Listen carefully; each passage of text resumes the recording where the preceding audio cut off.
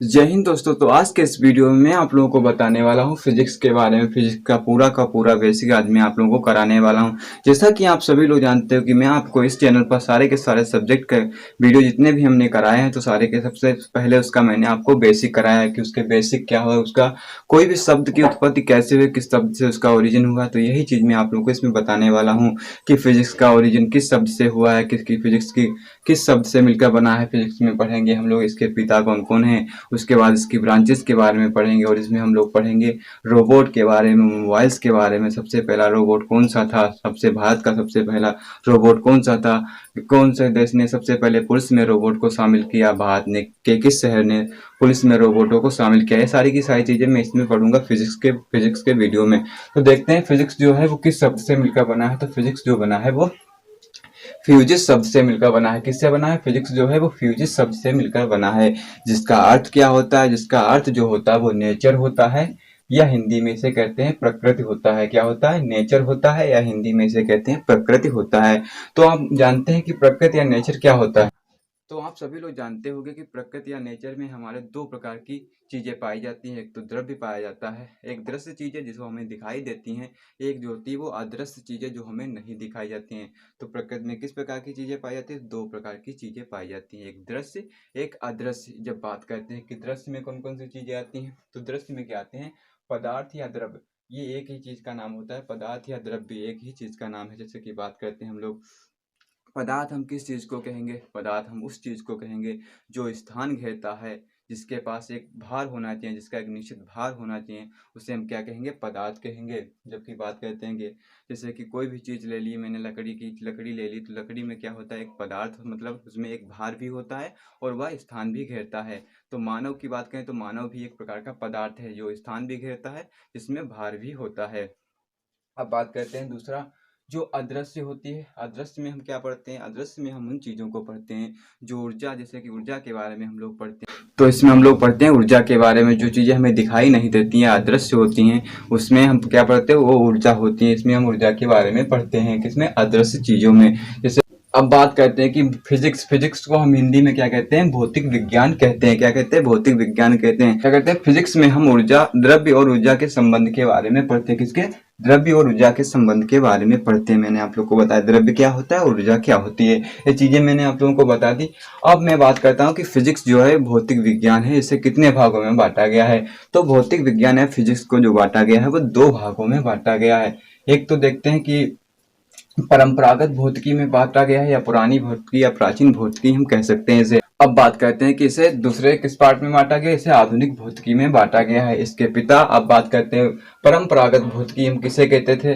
तो परंपरागत भौतिकी हम 1900 से पहले जो भी चीजें पढ़ते थे भौतिक विज्ञान के अंतर्गत, तो वो सारी की सारी चीजें किसमें आती हैं? परंपरागत भौतिकी में आती हैं। जबकि 1900 के बाद में जो भी चीजें हमने पढ़ी तो वो किसमें आती हैं? वो भौतिक या मॉडर्न फिजिक्स में आती हैं, आधुनिक भौतिक विज्ञान में आती हैं। जैसे बात करते हैं जो चीजें, जैसे हमने गति के लॉ पढ़े, इसमें हमने प्रकाश के बारे में पढ़ा, गति के बारे में पढ़ा। परंपरागत भौतिकी में क्या पढ़ा? गति के बारे में हमने पढ़ा, प्रकाश के बारे में पढ़ा, हमने ऊर्जा के बारे में पढ़ा, विद्युत के बारे में पढ़ा। ये सारी की सारी चीजें हम किसमें पढ़ते हैं? परंपरागत भौतिकी में पढ़ते हैं। क्या है? परंपरागत भौतिकी में हम लोग पढ़ते हैं। जो इनके परंपरागत भौतिकी के जो पिता हैं वो कौन है? न्यूटन है। कौन है? परंपरागत भौतिकी के पिता कौन है? वो न्यूटन है। या हम प्राचीन, या खाली हम लोग कह सकते हैं कि भौतिकी के पिता कौन है? तो भौतिक विज्ञान के पिता न्यूटन है। कौन है? न्यूटन है।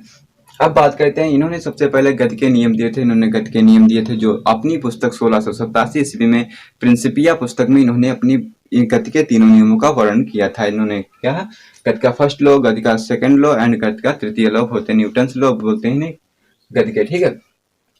अब बात करते हैं आधुनिक फिजिक्स या आधुनिक भौतिकी के बारे में। तो आधुनिक भौतिकी जो है 1900 के बाद हम भौतिक विज्ञान में जो कुछ भी पढ़ते हैं उसे क्या कहते हैं? आधुनिक भौतिक कहते हैं, या आधुनिक भौतिक विज्ञान कहते हैं। जबकि इसमें क्या किया जाता है? इसमें इसके पिता या जनक कौन है? तो आधुनिक भौतिक विज्ञान के पिता हैं आइंस्टाइन। इन्हें आइंस्टाइन को ही आधुनिक भौतिक विज्ञान का पिता क्यों कहा जाता है? क्योंकि इन्होंने एक रूल दिया, इन्होंने एक सिद्धांत दिया, एक थ्योरी दी। वो क्या दिया? E बराबर mc स्क्वायर। इन्होंने सूत्र दिया जिसे हम लोग हिंदी में कहते हैं सापेक्षता का सिद्धांत। जिसे हम लोग हिंदी में क्या कहते हैं? सापेक्षता का सिद्धांत। इसमें इन्होंने क्या बताया? इन्होंने इसमें द्रव्य और ऊर्जा के संबंध के बारे में बताया। किसके बारे में? द्रव्य और ऊर्जा के संबंध के बारे में बताया। इससे पहले चलता था लेवोसिए का द्रव्य संरक्षण नियम चलता था। कौन सा? द्रव्य संरक्षण नियम चलता था लेवोसिए का, जिसमें क्या होता था? द्रव्य को ना तो नष्ट किया जा सकता था, ना ही उत्पन्न किया जा सकता था, कि केवल और केवल द्रव्य को एक रूप से दूसरे रूप में बदला जा सकता था।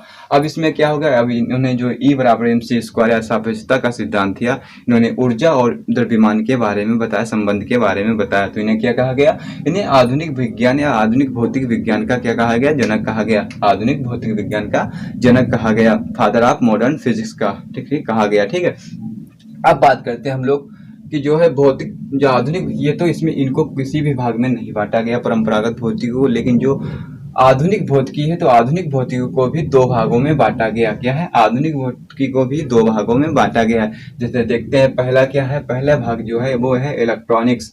क्या है? पहला भाग जो है वो इलेक्ट्रॉनिक्स है, और जबकि दूसरा भाग हम बात करते हैं तो दूसरा भाग है नाभिकीय भौतिकी या न्यूक्लियर फिजिक्स कहते हैं इसको।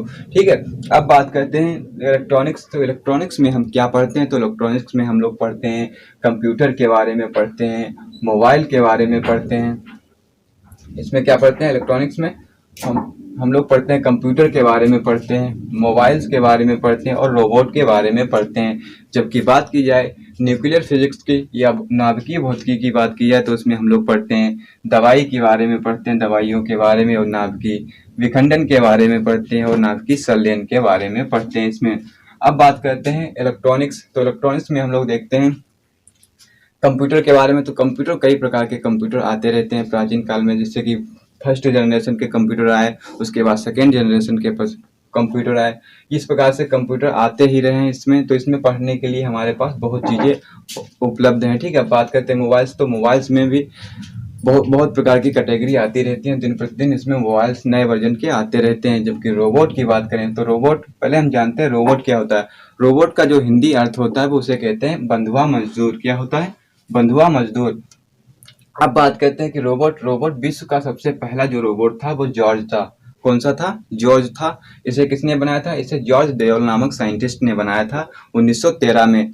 ये कहाँ के, इसे किस कंपनी ने बनाया था? इसे बनाया था रूस की कंपनी ने, या रूस देश में इसका बना था, यह बना था। ठीक है, अब बात करते हैं कि भारत का सबसे पहला रोबोट कौन सा था? तो भारत का सबसे पहला रोबोट जो था वो ब्रावो था। कौन सा था? ब्रावो था, भारत का सबसे पहला रोबोट था। ठीक है, अब बात करते हैं कि रोबोट के बारे में ही बात करते हैं कि रोबोट जो था, सऊदी अरब एक देश है, सऊदी अरब में एक देश में क्या था? एक सोफिया नाम का क्या था? रोबोट था, जिसे हांगकांग की कंपनी बनाया था। किसने? सोफिया नामक रोबोट को किसने बनाया था? हांगकांग की कंपनी ने बनाया था, जिसे अगस्त 2017 में क्या किया गया? जिसे अगस्त 2017 में नागरिकता प्रदान की गई। या क्या किया गया? नागरिकता प्रदान की गई। इसको क्या किया गया? नागरिकता प्रदान की गई। और इसे सबसे पहले संयुक्त राष्ट्र संघ ने इसे क्या किया? चैंपियंस अवार्ड दिया। क्या दिया? चैंपियंस अवार्ड दिया। यह अवार्ड सबसे पहले अमानव को मिलने वाला सबसे पहला अवार्ड था, जिसे किसे मिला? ये सोफिया को मिला। सोफिया कहाँ क्या रोबोट था? यह सऊदी अरब का रोबोट था। इसे किसने बनाया था? इसे हांगकांग की कंपनी ने बनाया था। ठीक है, अब बात करते हैं कि रोबोट को पुलिस में सबसे पहले किस देश ने शामिल किया था? तो रोबोट को पुलिस में सबसे पहले किसने शामिल किया था? संयुक्त राष्ट्र अमीरात ने, जिसे यूएई बोलते हैं हम लोग। क्या? यूएई देश ने इसे सबसे पहले पुलिस में शामिल किया था। कौन सा रोबोट था? उस रोबोट का नाम क्या था? तो उस रोबोट का नाम तो था वो रोबोकॉप था। क्या था? रोबोकॉप था। रोबोकॉप नामक रोबोट को सबसे पहले संयुक्त राज्य अमीरात ने क्या किया था? संयुक्त राष्ट्र अमीरात ने पुलिस में शामिल किया था। जबकि भारत में बात की जाए तो भारत में सबसे पहले इंदौर शहर में सबसे पहले रोबोट को पुलिस में शामिल किया गया था। किसके लिए? ट्रैफिक पुलिस में इसको शामिल किया गया था इंदौर में। किसमें? इंदौर में किया गया था। जबकि बात की जाए न्यूजीलैंड में, तो न्यूजीलैंड में एक रोबोट था जिसका नाम था सेम। क्या था? जिसका नाम था सेम। उसको 2020 के असेंबली चुनाव उन्होंने लड़े थे। किसने? रोबोट ने सबसे पहले असेंबली चुनाव न्यूजीलैंड में लड़े थे। किसने? सेम नामक रोबोट ने न्यूजीलैंड में। कब? 2020 के असेंबली चुनाव लड़े थे उसने। अब बात करते हैं न्यूक्लियर फिजिक्स या नाभिकीय भौतिकी की बात करते हैं। क्या? नाभिकीय भौतिकी। इसमें क्या पढ़ेंगे हम लोग? दवाइयों के बारे में पढ़ेंगे, इसमें नाभिकीय संलयन के बारे में पढ़ेंगे। नाभिकीय संलयन क्या होता है? जैसे कि हम बात करते हैं न्यूक्लियन, जैसे उसके बात करते हैं इसमें तारों में ऊर्जा किस प्रकार से उत्पन्न होती है, तो इस ये सारी की सारी चीजें हम इसमें पढ़ेंगे। जैसे बात करते हैं नाभिकीय विखंडन, तो नाभिकीय विखंडन में क्या होता है? इसमें हम लोग पढ़ते हैं परमाणु बम के बारे में पढ़ते हैं, और इसमें पढ़ते हैं हम लोग परमाणु भट्टी के बारे में पढ़ते हैं नाभिकीय विखंडन में। जबकि बात की जाए नाभिकीय संलयन में, तो नाभिकीय संलयन में हम लोग पढ़ते हैं हाइड्रोजन बम के बारे में पढ़ते हैं, और हम लोग पढ़ते हैं तारों की ऊर्जा के बारे में, कि ब्रह्मांड में ऊर्जा या तारों या सूर्य की ऊर्जा को कैसे बनती है। ये सभी की सभी चीजें हम लोग नाभिकीय संलयन में पढ़ते हैं। अब बात करते हैं दवाई के रूप में इसका किस प्रकार से प्रयोग होता है।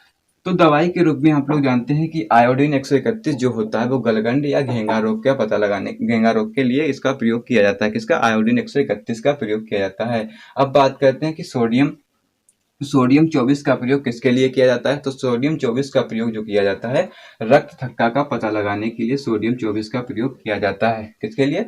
रक्त थक्का का पता लगाने के लिए। जबकि बात करते हैं फास्फोरस 31 की, तो फास्फोरस 31 जो है वो कैंसर, रक्त कैंसर के पता लगाने के लिए इसका प्रयोग किया जाता है। किसके? रक्त कैंसर के पता लगाने के लिए इसका प्रयोग किया जाता है फास्फोरस 31 का। जबकि बात करते हैं कोबाल्ट 60 की, तो कोबाल्ट 60 जो है वो कैंसर के उपचार के लिए प्रयोग किया जाता है। किसका?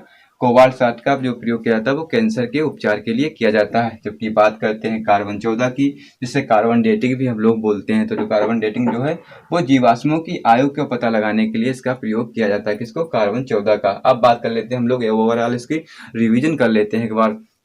सबसे पहले क्या देखते हैं, जो फिजिक्स है वो फिजिक्स किस शब्द से मिलकर बना है। तो फिजिक्स जो बना है वो फ्यूजिस शब्द से मिलकर बना है, जिसका अर्थ क्या होता है? जिसका अर्थ होता है नेचर या प्रकृति होता है। प्रकृति क्या होता है? प्रकृति में दो चीजें विद्यमान रहती हैं, एक तो अदृश्य हमें जो दिखाई देती हैं या विजुअल होती हैं, एक अदृश्य होती हैं जो हमें दिखाई नहीं देती हैं, जो इनविजुअल होती हैं। ठीक है। जबकि हम लोग बात करते हैं दृश्य में हम लोग पढ़ते हैं पदार्थ के बारे में, जबकि अदृश्य में पढ़ते हैं हम लोग ऊर्जा के बारे में। फिजिक्स क्या है? फिजिक्स को हम हिंदी में भौतिक विज्ञान कहते हैं। फिजिक्स में हम लोग द्रव्य और ऊर्जा के संबंध के बारे में पढ़ते हैं। उसके बाद क्या हुआ? फिजिक्स को दो भागों में बांटा गया, जिसकी दो ब्रांचेस हैं। एक तो परंपरागत भौतिकी में बांटा गया, एक आधुनिक भौतिकी में बांटा गया।